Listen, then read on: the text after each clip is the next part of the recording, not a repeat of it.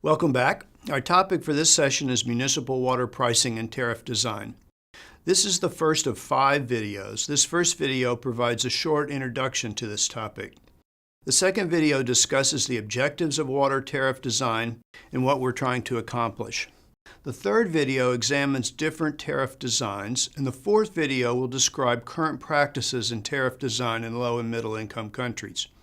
The fifth video examines problems with increasing block tariffs, the most prevalent tariff design used in low and middle income countries. Let's start by defining what a water tariff is. A water tariff is a set of prices, charges, and taxes that are used to calculate customers' water bills.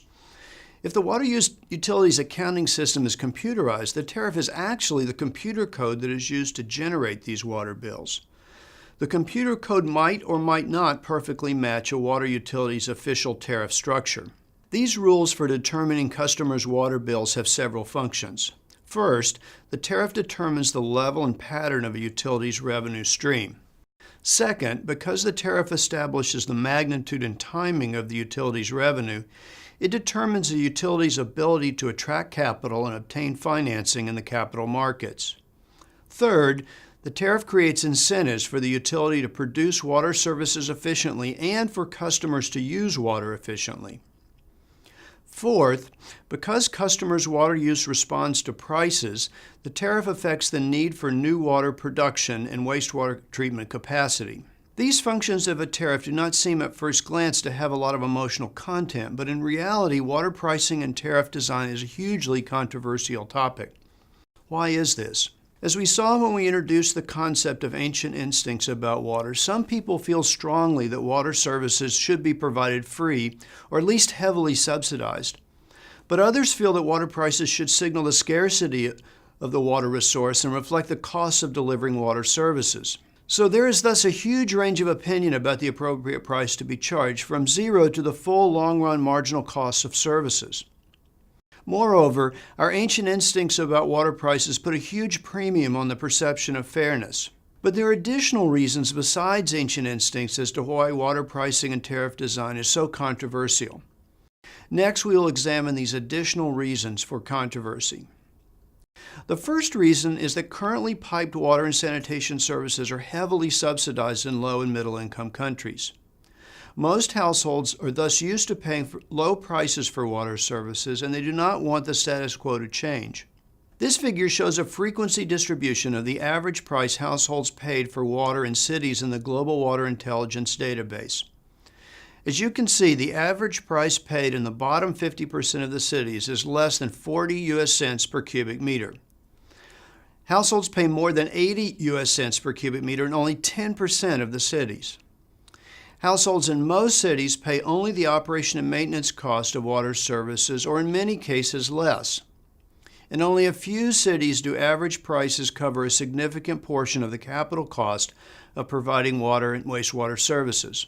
The second reason is that households have no idea what it actually costs to provide services to them. This is partly a result of these low average water prices. Because households do not know what the costs of services are, and because subsidies are so widespread, tariff increases are almost always perceived as unfair and unjustified, and thus are controversial. But the problem is even worse. Many water professionals themselves do not know the cost of piped water services either. I teach an executive training program for water utility professionals on water pricing and tariff design.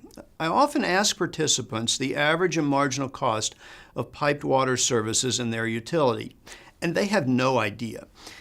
I then ask them, how can this be? How can they be in a business and not know what it costs to produce their product? Many participants claim that this is not part of their responsibilities. Sometimes I show participants this table.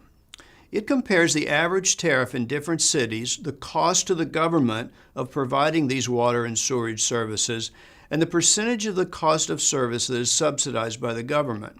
Most people are surprised by the high levels of subsidy presented here. A fourth reason that tariffs are controversial is that there is no market test to drive bad tariffs out of the market. If a private business tried to sell a product using a pricing scheme that customers didn't like, it wouldn't sell its product. It would be forced to change the way it priced its product or go out of business. But this doesn't happen with the tariff structures used by water utilities. Poor tariff structures can have a long life. Finally, there's a fifth reason why water tariffs are controversial. There are good theoretical reasons why tariffs should be low, and there are good theoretical and practical reasons why tariffs should be higher. We will discuss these in more detail in the next video on the objectives of a water tariff. My own view is that from an economic and financial perspective, in most places in developing countries, prices for piped water and sanitation services should be significantly higher. There are 5 main reasons why I feel this way. First, the financial costs of services are high. Second, the opportunity costs of raw water are increasing.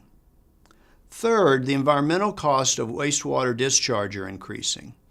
Fourth, water utilities need additional financial resources to adapt to climate change. And fifth, higher tariffs are needed to provide increased incentives for innovation in the sector. But if water tariffs need to be higher, this raises 2 key questions.